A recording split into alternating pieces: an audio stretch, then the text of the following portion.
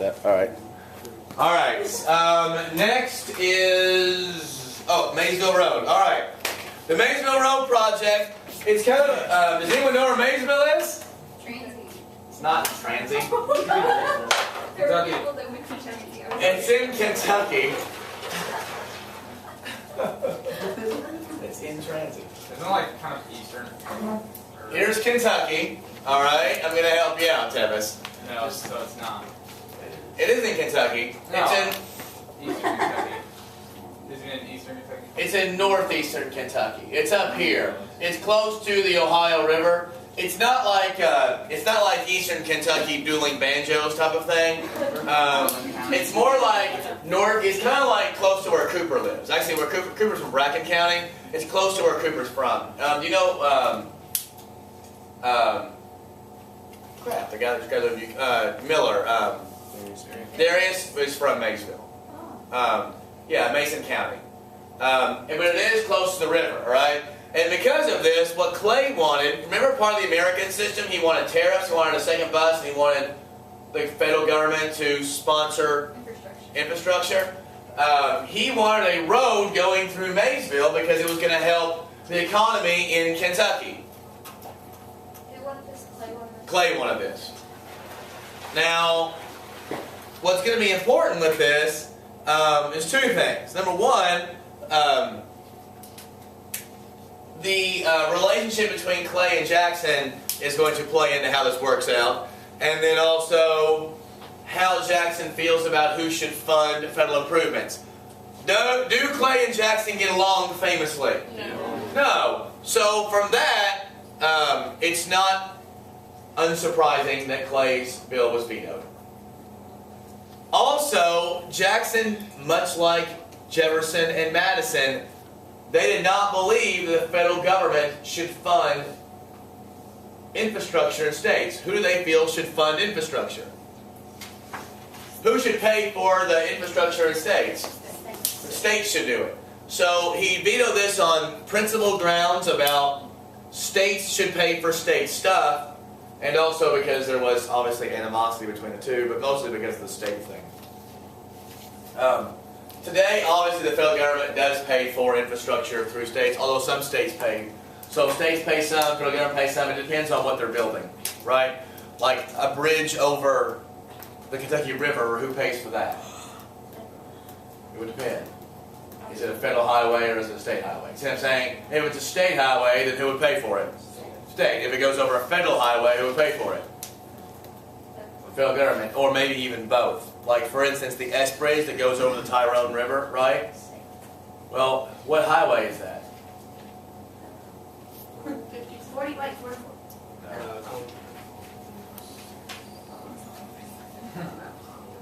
It's Highway 62.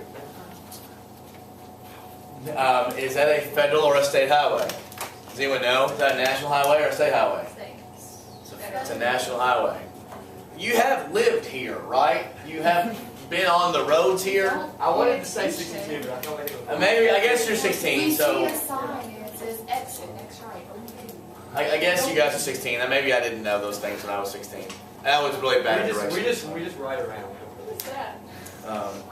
Whatever. But this was vetoed on the issue of states' rights. All right. So now we had our Jackson stuff where he's strong and powerful and a common man. Then we kind of got the screws over the bank, brings the economy down. Then we got him going up with the state stuff, the economy. And now we're getting into the Jackson, the dark side of Jackson, you might say, when it comes to Native American stuff. Okay? So anyway, there are the 5 main tribes. They're called the 5 civilized tribes. Does anyone know what and obviously that's a very ethnocentric term, but do you know what theoretically the 5 civilized tribes were, what they were called in East Mississippi? Cherokee was one. The Seminole was one, although they broke off from another one. They broke off from the Creek, right? So it's, and the Iroquois are up here. This is in this area down here.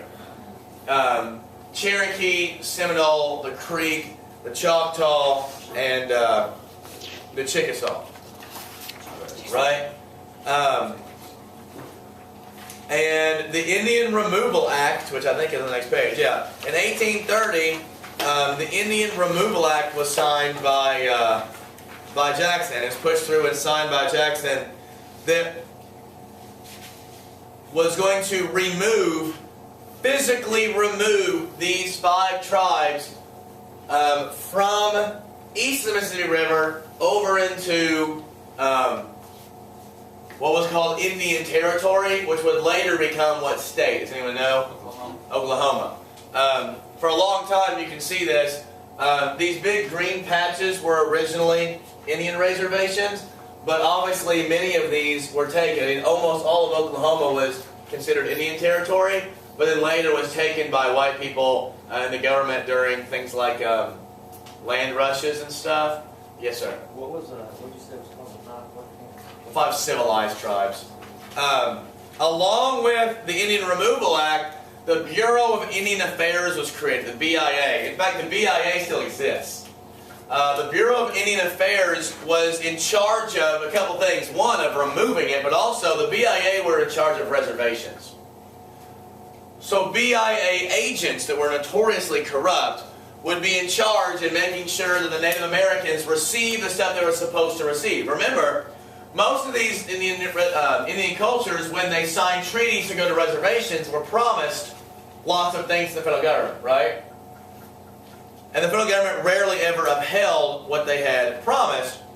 And the BIA agents were notoriously bad about this. I'll give you an example. We'll talk about it later.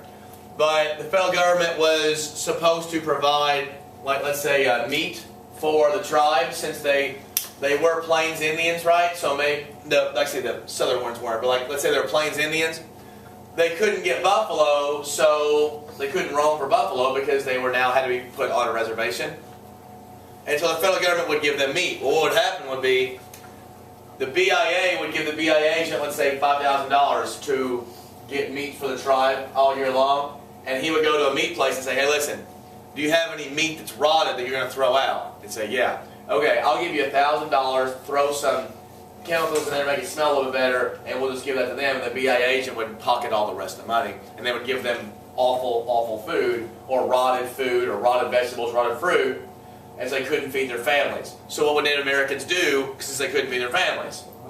They'd go looking for food somewhere, usually off the reservation, and that would give the white government a reason to say, you broke the treaty, we don't have to uphold it anymore, and then move them somewhere else, or redo the terms, or just attack them.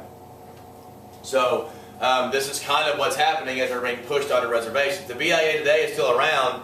The Cherokee Nation was sort of, I don't want to say they were assimilated, but they were a little bit more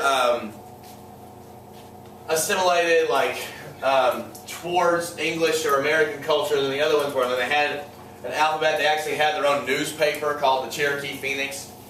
They had their own constitution. Very, very organized. In fact, people around here who have Native American descent, usually it's Cherokee that they have in them. Does anyone have any Cherokee in them? It's not uncommon around here to have that. Hannah, how much Cherokee do you have? Like half. Yeah. I can see a little bit in Tess, a little bit darker skin. My Like, dad's dad is like 90%. I don't know how you get to be 90. It's a weird percentage to be There's there. nothing Yeah. In my family, we have none. No, we're just really pale. Just really Irish and pale. Yeah.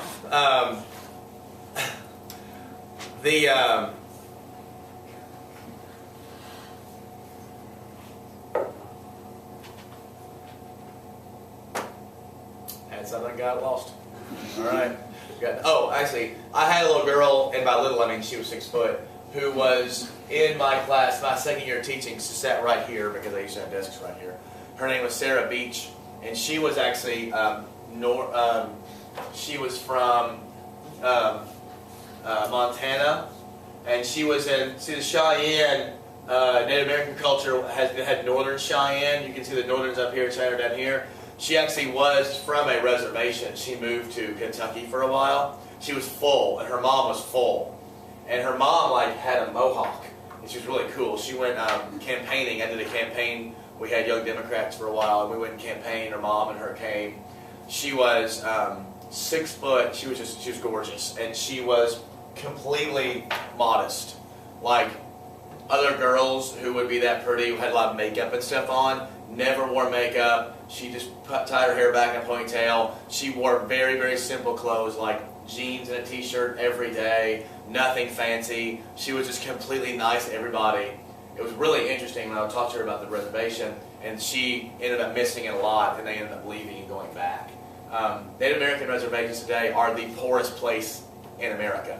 Native Americans have the highest poverty rate, they have the highest unemployment, they have the highest homicide rate, they have the highest suicide rate, and the lowest educational rates of anybody in America. The highest cyclical poverty. It's pretty bad, and since the reservations are there, they're sort of forgotten about. Now, the government gives them lots of opportunities, but the problem is that people don't know.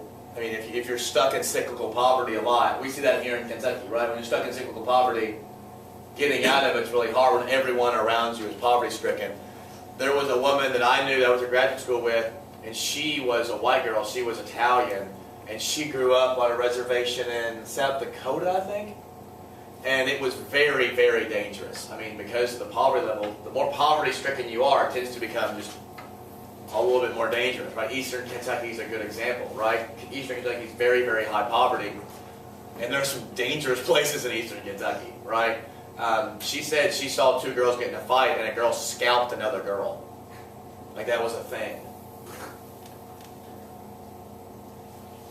Yeah. Yeah. She's Italian. Why was she on a reservation?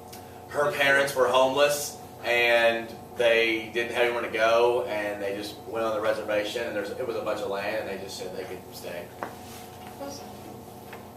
Yeah, I mean, there are reservation schools, right? Schools are on reservations. In fact, if you want, and my wife and I were thinking about doing this at a graduate school, the federal government used to, I think they still do, if you will, they do. Did you check that out or something? If you, after you get done with undergraduate or graduate school, if you pledge to go teach on an Indian reservation, the federal government will pay you a federal salary, which a federal teacher salary is usually a little bit higher than a state teacher salary, and they will also pay off all of your student loans if you go and do it for 2 years. And Kelly and I were thinking about doing that when I got to graduate school. The only reason we didn't, we were scared in Kentucky specifically with, she's a math teacher, she could get a job anywhere. But a history teacher, I had already been offered a job, and it's hard to find a history job where you want to teach. So we didn't go. But yeah, I mean, you're living very, very remote. You don't have much. It's not easy teaching, right? I mean, these are tough schools. A friend of mine he was from Arizona, and he played football, and he used to play against teams on reservations, and he said when you went there, it was no nonsense. So that's sort of what's become of many Native American reservations, and it really started with the Indian Removal Act and then the Bureau of Indian Affairs. Yeah. We went to one in Gatlinburg, Tennessee, that's over the mountain for like an hour or something like that. They probably live in Gatlinburg anymore, but That's most likely a Cherokee place. yeah, I mean, it was really pretty though. It didn't look like. Well, I mean, the reservations aren't necessarily like all sand and Yeah, I know. poverty, but like, yeah, and every one is different. The Cherokee and actually a couple Native American places have started putting casinos on reservations because they don't have to pay certain taxes. It's actually a tax advantage for them to do this. A friend of mine who has a lot of Cherokee in it, he calls it Red Man's Revenge, slowly taking the white man's money. Anyway, no, some of the places are gorgeous, but that doesn't change the fact that they are not, the laws in some of those places are different too, which is what we're getting to now. In 1831, the state of Georgia, because there was a huge Cherokee population in northern Georgia. The Cherokee nation was sued by Georgia trying to declare the Cherokee laws. The Cherokee did not have the right to make their own laws. On reservations today, the Native American cultures have some rights to make their own laws that are independent of the state laws. In this case, in 1831, Cherokee Nation versus Georgia, the Supreme Court and John Marshall ruled against the Native Americans, they said essentially what they said was they were a domestic dependent nation. They have some sovereignty, but they're not independent of the United States. So essentially, they're kind of in this weird limbo state. Essentially, the federal government can put laws on them, but they're independent of state laws. Is this good or bad for Native Americans? Good. This is bad. I mean, it's nice that they can be dictated by individual states, but they're not. But they are not sovereign countries inside of our United States. And this has kind of maintained itself, right? The federal government does have some say over Native American areas, but states don't. A good thing for states, a good thing for Native Americans and a bad thing for states came in the Worcester versus Georgia the next year. The next court case. A guy named Samuel Worcester went to go live. He was actually a missionary, and he started to live on Native American land. What's the time on that, Quinn? 1621. Stop it. Start it.